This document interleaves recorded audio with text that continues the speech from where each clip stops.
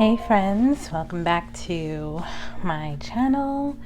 Welcome back to another, we've got a new moon in the sign of Cancer, and we've moved into Cancer season. So, all about Cancer. Cancer is known as the crab in the zodiac. It's a water sign. In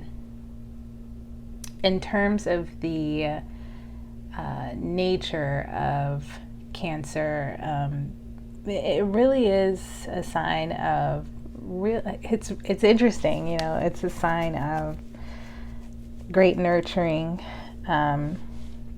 deep care, and it's just it's interesting that it's associated with the sign of the crab. Like it's given that crab symbol. So we've got a new moon in Cancer, and according to the Moonology deck, that stands for you and your loved ones are safe. And of course we are moving into a new moon, which means a new start is coming. But right now we're in that dark moon phase, which I love to talk about, because when we talk about the dark moon phase, we talk about the wisdom that we have gained over the last, the moon cycle that is now ending. So anything that you have learned in the past, I'd say like 2 weeks, since the moon was full, or even since the moon was last new, have you gained any new insight, and how is that new insight feeding into, how is that new insight looking now that you're looking through the portal of the sign of Cancer? This is very much a family-oriented sign, very much a feeling of being around home. And yeah, so we're looking at, okay, what have we learned and what can we now apply as we go into this new moon? What new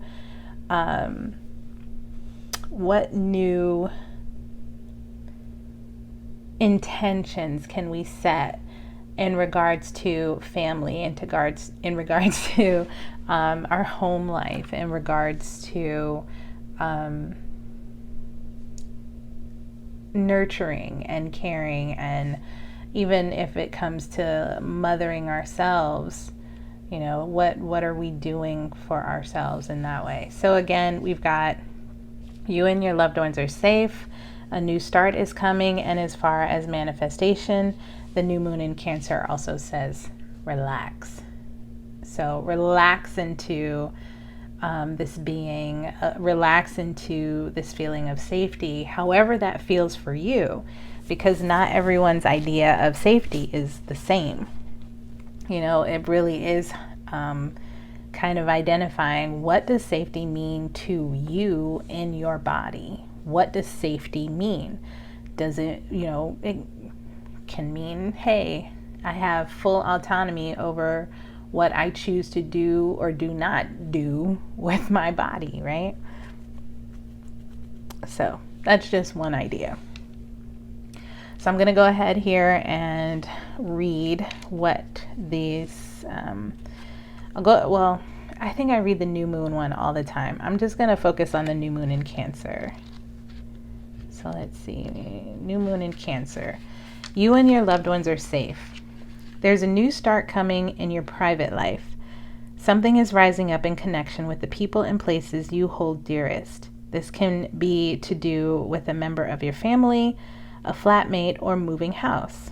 If you're hoping to move forwards with something special in your private life, this card comes to you as a message that you can do it.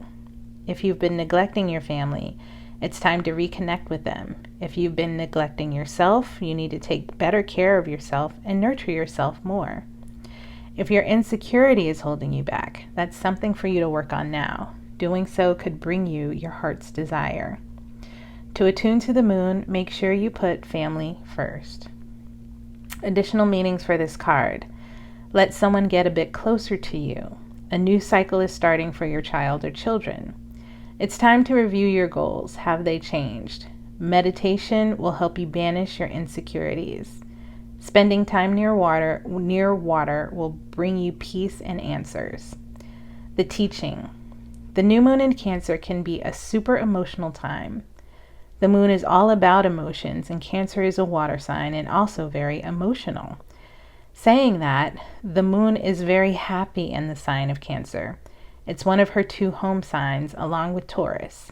So whenever you pull it, this card suggests that whatever happens next will be in your favor. It is especially positive for family matters. Awesome. So that is what we are working with our tarot reading today as we move into this new moon in Cancer. I'm going to put these to the side so we have a little bit more room to play with.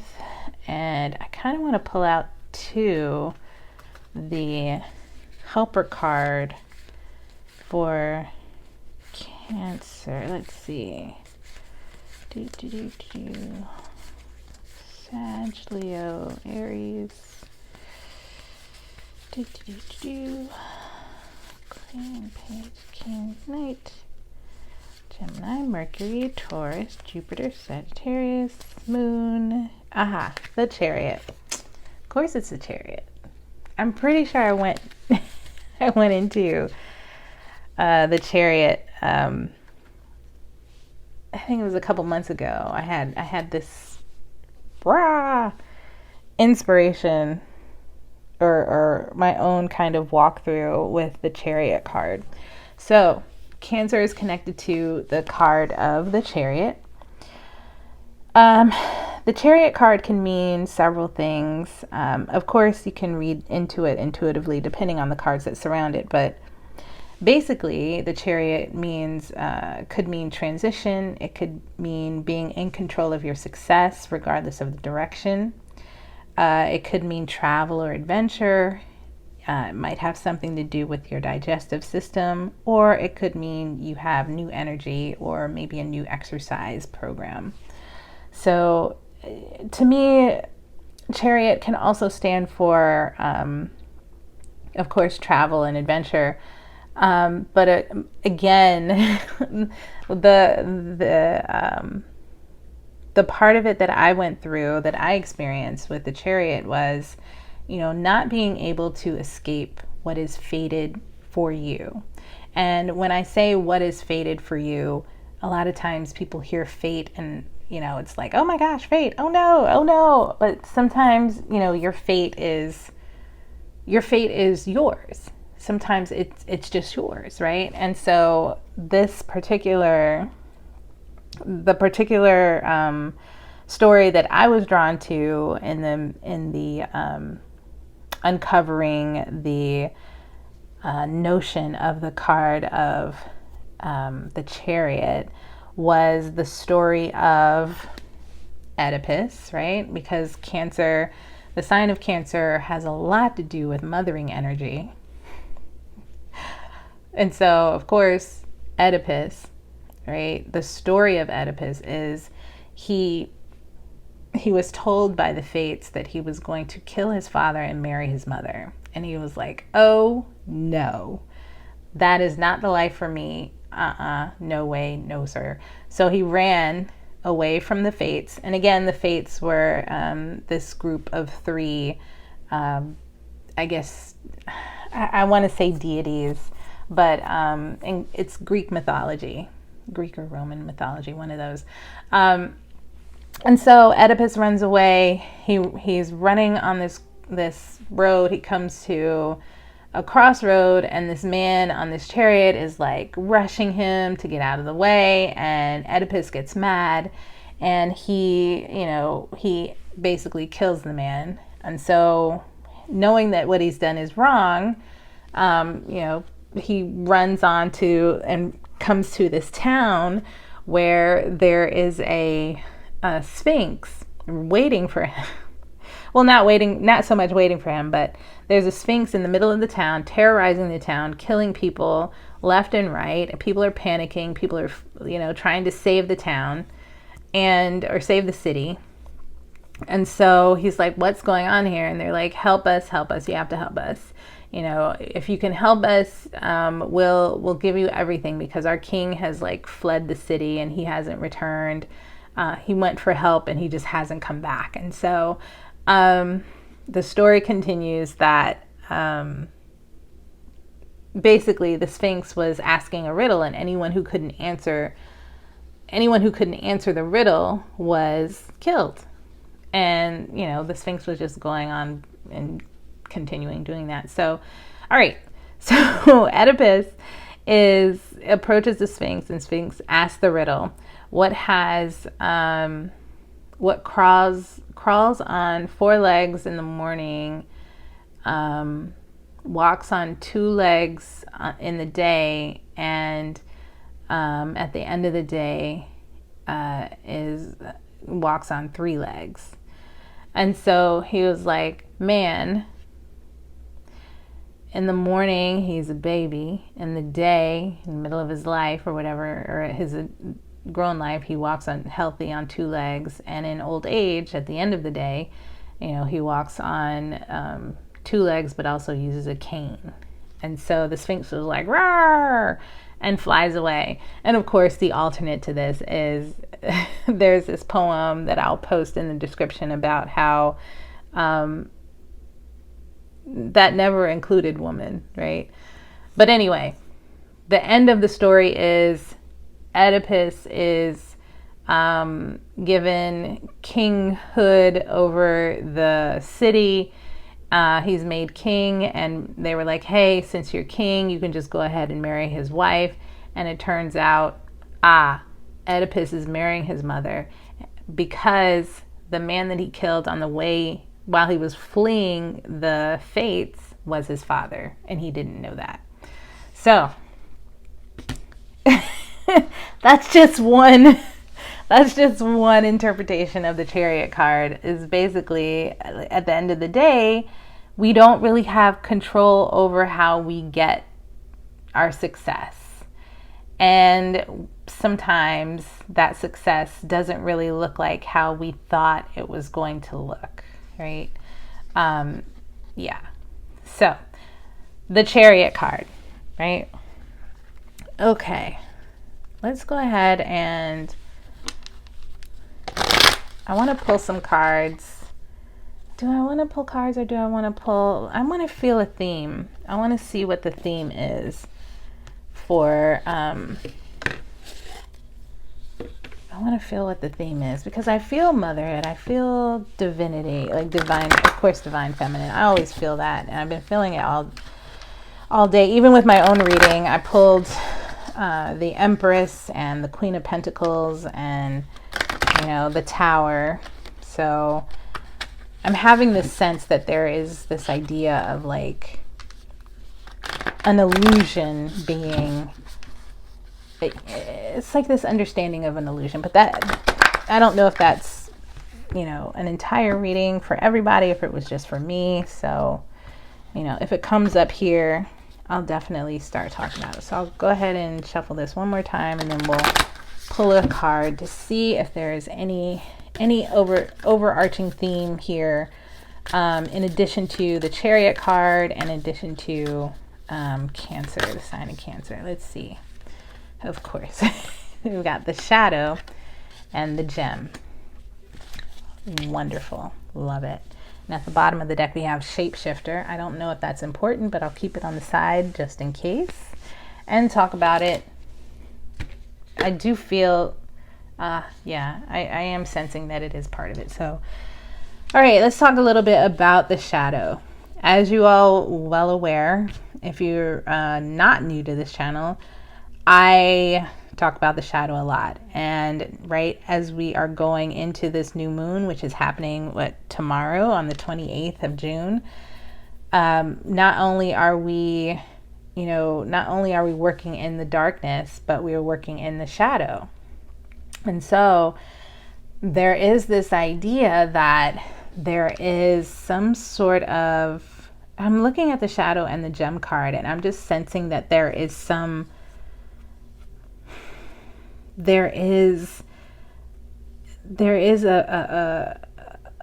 a pearl to pull out of this. This is not just the regular old shadow. This is the bright, sunshiny center of the shadow. This is the lesson that comes forth out of the shadow once we understand that the shadow is it's a place of nurturing, really. Excuse me. But sometimes it is really hard to see that the shadow is that place, that the shadow is where all the juicy gems of wisdom, all the lessons of life, all the things that make us us reside. These are the things that we've pressed down or pressed away into our bodies, into into the back of our minds. These are the things that we would rather not tackle, or don't know how to tackle, or don't even know exist on a level of, a level like a conscious level. Unconsciously, it's where we are acting from every day. If we're acting out of a fear of, let's say, just for example, I'll give myself as an example. Because I was actually talking to a friend about how we thought about how we rated ourselves in like high school, and like not high school, not just high school, but like in school in general. And we were talking about how, oh gosh, there was this because I could totally understand what he was saying. He was saying something about like, because it was the same for me. If I don't, if I get like this piece of clothing, or if I get this book, or if I get this training, or if I become a part of this crowd, then that means I've moved into this specific place. And so there's constantly this this need or this fear that we're operating out of, that we base our entire like trajectory off of in some cases, and we don't even realize it until we're like, wait a minute, I'm operating off of a script that was created by the fears of a 7, 8, 9, 10, 11, 12-year-old that felt inadequate. And I'm still operating off of that basis today. And is that right and fair for me? Not sure, right? So this is where the gem of the shadow comes in. Instead of looking at it as darkness, we can see, we've got this illuminated space that is filled with joy and color once we understand and integrate. Even once you say that, even once you have that like lightning bolt moment of identifying the shadow, that lightning bolt question of like, wait a minute, let me step back and take a look. That is when you have that almost integration moment of like, whoa, this could be a completely different life. And here's the gem. That's the gem. It doesn't have to be a big explosive moment. It doesn't have to be this huge realization. It doesn't have to be the fates telling you this is where you're going, this is what you're doing. This is you discovering for yourself, right? Discovering for yourself, this is where I get to internally validate myself versus seeking external validation, versus seeking someone telling me where to go. I know where to go. Instead of living off of an old script, I can live off of the script that I know. I don't even have to live off a script anymore. I can live off of whatever dream or vision guides me, whatever is my central purpose, whatever is the central gem that exists for me and me only, from my lived experience, right? Okay, so I've gone a little bit on that one. Let's go ahead and pull some tarot and talk a little bit about this new moon in Cancer and what it might bring for us in terms of the shadow, in terms of the gem, or not. I see this shapeshifter over here, and I'm just like, there's something coming in with that, and I just am like, what is coming in for that? I'm not sure. So let's go ahead. I'm gonna try and shuffle the deck a bit here, because this is the deck I used for my personal reading this morning, so I want to be sure that I give you all fair and adequate collective. And I'm going to call on Spirit. Spirit, can you please come into this reading for the collective, which honestly includes me, and tell us a little bit more about this new moon in Cancer and what we can expect as a collective to be working through, or the energies we might be dealing with. And bring us clarity in this reading. Bring us clarity, please. Okay. All right. Spirit. Oh, look at that. Queen of Swords, upright. That. Okay, we've got the Page of Wands and Justice in reverse. I'm just going to keep going. All right, Spirit. Any messages for the collective? Page of Cups in reverse. Okay. The Eight of Pentacles. I think we had that in a recent reading. Okay. What have we got at the bottom of the deck here? The Five of Wands in reverse. Okay.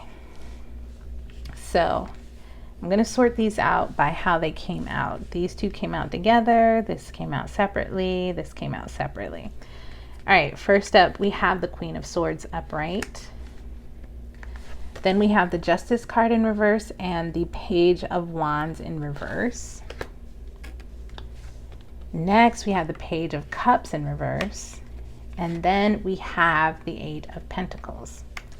Now, the bottom of the deck is the Five of Wands. Okay, I'm just going to take a second to feel into this, because this is very, very interesting.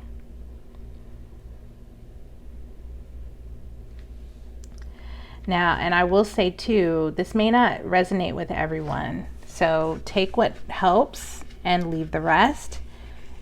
If, please don't take what might make you ruminate, or, that's not a helpful energy for you at all.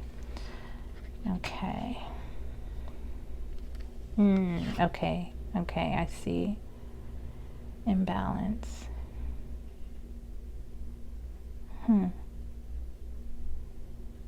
Interesting.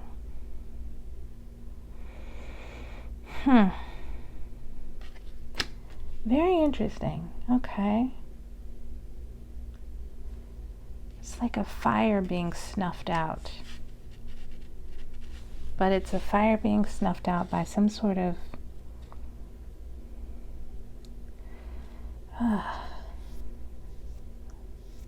there's an imbalance. The Page of Cups. Page of Cups in reverse.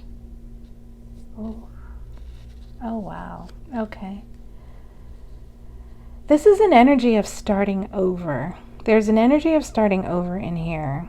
And please bear with me as I piece this one together. This is pretty interesting. And I say interesting because I'm just like, this is like a really meaty story, like has a lot of meat on its bones. So I want to make sure that I'm getting the messages. Overall, with the Five of Wands in reverse, this is about a change in priorities. And of course, what are our priorities, right? It's like it's a change in priorities. It's also coming out of a confusing time. And when I say confusing, a lot of times that means that, well, confusing can have a lot of meanings. But in saying that, it's coming out of a confusing time because you might have been so focused on what other people wanted or needed you to take action on that you completely neglected your own stuff. You completely neglected prioritizing yourself. You completely neglected your own wants and needs and desires, acting on your wants and needs and desires. And I sense here that that is something that you were like, done, like I'm done. Like basically like I'm done doing XYZ for other person, other thing, other place, other group, you know, like this is you actually like, no, I have my priorities in order. And that's exactly what I'm going to do, is focus my priorities and my actions. This is intentionality. This is being intentional. And I think I spoke about being intentional. I don't know if it was last week or the week before, but this is about focusing your actions on something in particular, something very, something close to you, focusing on you, even focusing on what you want and your desires. Now this Queen of Swords, this Queen of Swords, like every time I see it in this deck, I connect with it so much more in this deck than in the Rider-Waite, because in this deck, the Queen of Swords always shows up for me as this shaman energy. And what the shaman does, the job of a shaman, right, is to not only be a healer, because I also see healing in this Five of Wands in reverse. This Queen of Wands is, you know, as a Queen of, not Queen of Wands, the Queen of Swords is, she's basically mother to the entire kingdom of the suite of, or the suit or the suite. I keep mispronouncing it, I think. But basically, she is overseeing the entire kingdom of the swords. She is overseeing a whole bunch of thoughts. She's overseeing a whole bunch of messages. She understands that words can either bring clarity, or they can bring pain, or they can bring hurt. And she is at that, almost at that peak, that higher point. You know, she and the King of Swords have differing ways of being. So the Queen of Swords, like, I've connected with her as the shaman, and of course this can be masculine or feminine energy, but I speak in the feminine. This queen is very targeted and focused with her words, with her communication, with her, she can use her sword, or she can use her words, or she can use her ideas. She's very focused on what she's doing, how she's going to get it, how she's communicating about it. Like, she's very focused on that.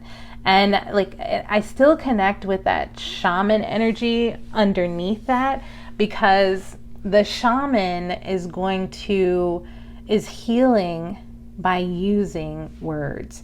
The shaman heals by cutting right to the chase.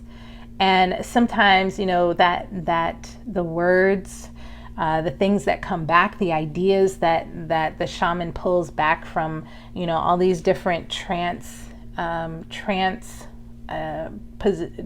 like states, you know, they can pull back all sorts of information and clues. And so the Queen of Swords here is someone who is highly connected with every single thought, every single, like, and not only that, able to clearly communicate her words, and they can be cutting if she wants them to be. Like, they can cut through, they can cut through bullshit, they can cut through paper, like, it doesn't matter. They can cut straight through you, but they will get to the heart of you. And this is the medicine, right? That's the medicine of the Queen of Swords. Whatever is coming to you, whatever is being communicated to you, is for your own good. And that, I think, is the same kind of connection with the Chariot card and Cancer and the story of Oedipus. It's like, it's going to cut through and it's going to be a truth, right? Queen of Swords can tell you a truth that you may not want to hear, you may not be ready to hear, but it's the truth that you needed to hear, right? It's the truth that needed to be communicated. So there could be this truth that you're either saying or receiving in your own, like, clarity wise, you're pulling down that information and telling yourself that. Honestly, that's the best case scenario, because externally right now, it's hard to receive that if you're not in the right mindset to receive it. And I totally understand that mindset, because I'm so stubborn about receiving information, especially when I'm just like, I didn't ask for it, right? But anyway, of course, that is my lesson, and hopefully this Cancer new moon is nice to me. Okay. So there's the Queen of Swords, and then we've got the Page of Wands in reverse with the Justice card in reverse. I think I said earlier that this was about burying, like, something, a fire being put out.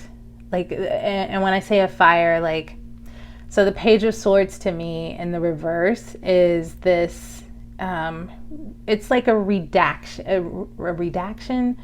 Like someone is like, oh, no, I didn't mean that. Like, I basically, like, I didn't mean that message. Like, I didn't mean to do that. I didn't mean to make that action. I didn't mean to take that action, right? This is like, and the Justice card is also in reverse. So this is, someone is trying to undo something that you might have done to kind of equal the scales. And when I say that, like, when you prioritize yourself in a situation, you may have prioritized yourself in a situation with this Five of Wands in reverse, and you may have used cutting words to say, this is not it for me. This is not where I want to go. This is not where I want to be. This is not where this is not my medicine, right? This is your medicine. Like, you had to make a grown up, like, look at this, because the Chariot, Cancer, and the sign of Cancer is also about mother, right? It's very, very nurturing, very mothering. But this Queen of Swords is the mother of swords. This is the one that says, I'm done with the nonsense. I'm done with the foolishness. I'm done. I've made a decision. That's it. And so someone here, it's either, and I say you, another person, but I'm trying to give examples of how this might play out. So if it doesn't resonate in the way that I'm talking about it, perhaps even understanding the meaning of the cards, you can understand how it applies to your personal situation, or whatever situation you might even be sensing on a spiritual level. Okay, so Page of Wands in reverse. Someone is trying to reverse an action that was taken to mete out justice. To something was done to balance things out, and someone is trying to undo that action so that they can honestly they feel like there was an injustice done, or someone feels like an unjust action has been taken against them, or you feel as if an unjust action was taken against you, and you're trying to, it's like trying to find your own justice. So there's no need for approval here in the Justice card, because upright justice is about fairness. It's about this Justice card is associated with the sign of Libra, and Libra is all about balance. This is all about equal give and take, right? No, someone took an imbalanced action, and it caused the scales to tip in a way that was uncomfortable for you. And so you said, great, the scales have been tipped. I'm going to do what I got to do for me. That's pretty much what happened, right? Okay. And again, this is the result of understanding your own shadow. Both of these, I kind of feel this Queen of Swords more with the shadow, and this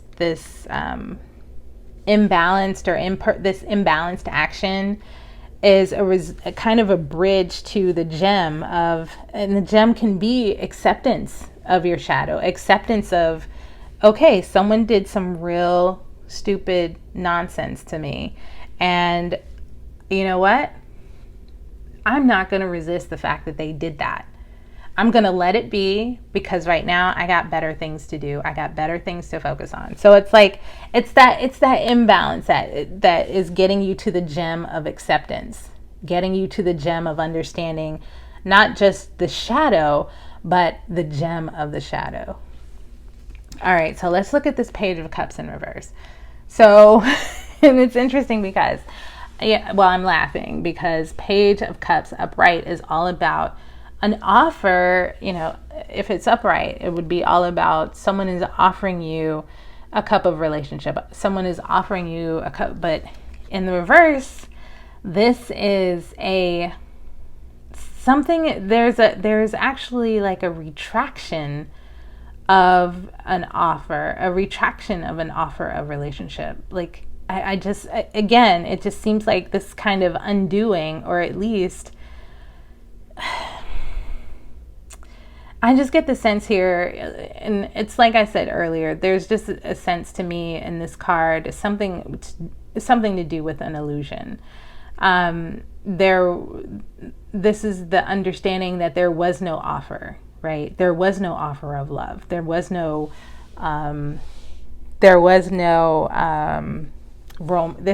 this was just like, I don't know why I heard cheap romance. I don't understand why I heard that.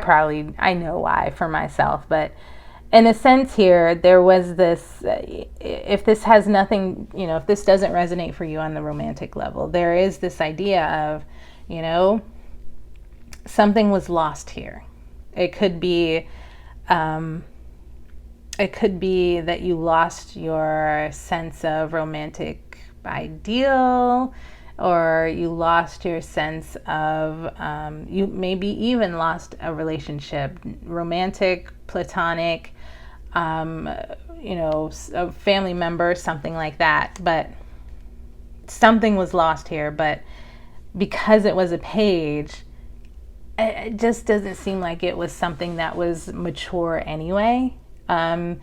Pages are also represented by children, so it could be something to do with your own maturity levels when it comes to your emotions, or how you understand relationships. So it could be something lost there with, okay, I'm no longer acting like an innocent person or a young, immature person when it comes to relationships.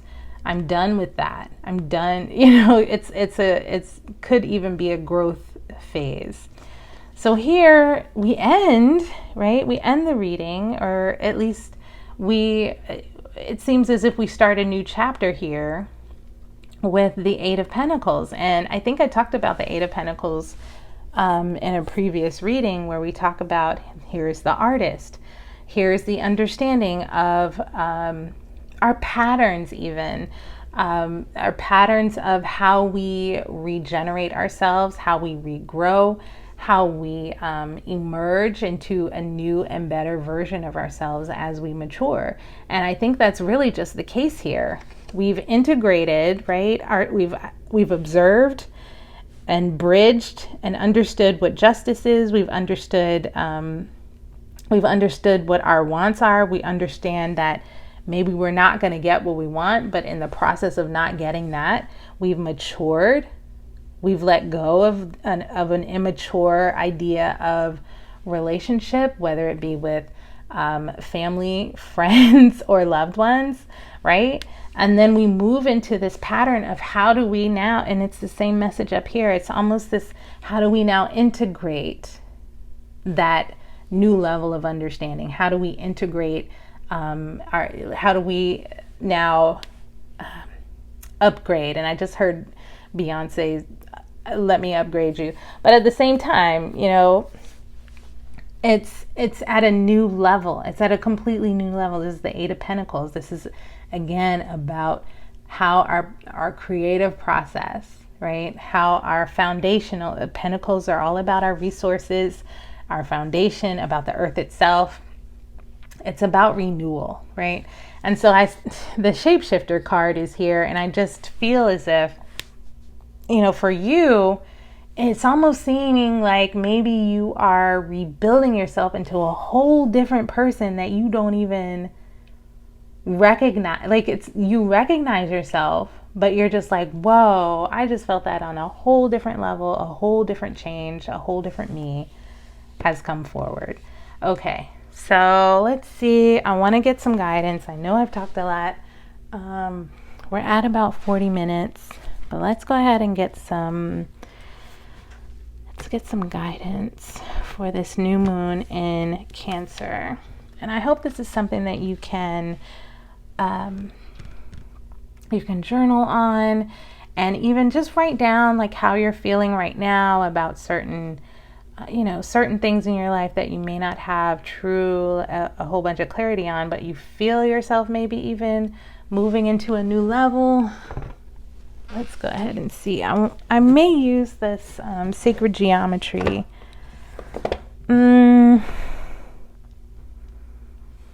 Yeah, I'm going to use sacred geometry because honestly, no one watches past like the first 10 minutes of the videos. So if you come across it and it happens to be helpful as you like scroll through, I want to make sure that I'm giving you something that is good, watchable. Okay. Alrighty. So let's see. Spirit, can we get some guidance for this reading for the new moon in Cancer? Can you give us some guidance for this reading for the new moon in Cancer? And I'll say this too. What I've been coming to understand. We had owl. It's crazy. Owl and raven, yin and yang.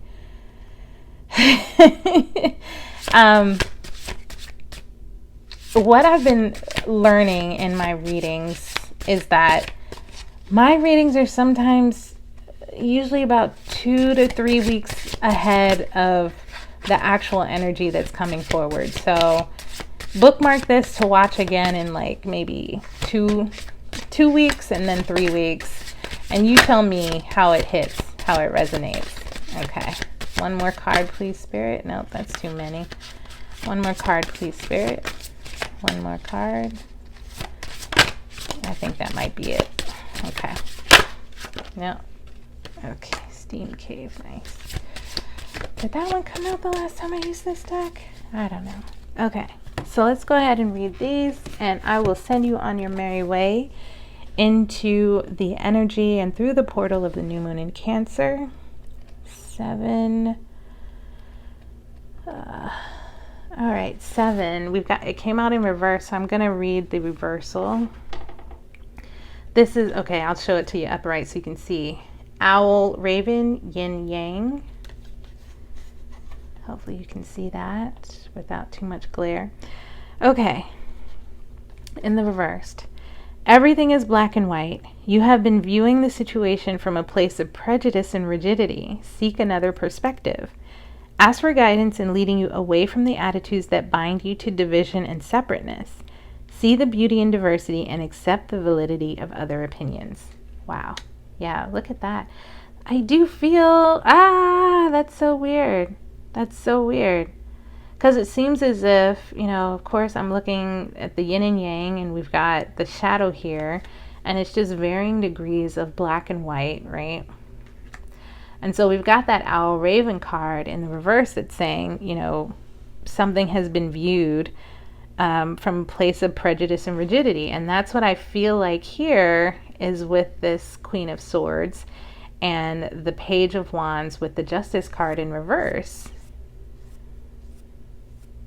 Interesting. Someone has this idea that maybe you have been too rigid.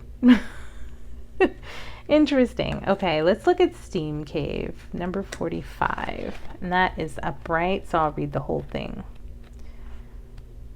Okay, so Steam Cave.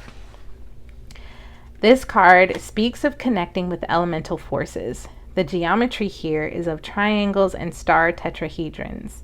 The illustration was inspired by a hot spring steam cave in which the bather sits in medicinal waters inside the earth and listens to the pulse of the planet as the springs ebb and flow and gurgle. There is a womb-like feeling within this cave in the earth, where the fire heats water into steam. You know how this feels deep in your bones, though you may never have experienced it. Coming from a primal place in our cellular memory, this feeling holds the power of the elements and speaks directly to the relationship all humans have with those elements and with Mother Earth. Many traditions call in the elements as they begin sacred ceremony. In doing so, a deeper connection is established with the material world and the world of spirit. This card reminds you to honor your relationship to the earth and elemental forces, and to ground yourself in knowing that wherever you go, you are always home. Try constructing an elemental altar or placing photographs or art representing the elements, which is fire, water, air, and earth. Representing the elements somewhere where you will see them regularly.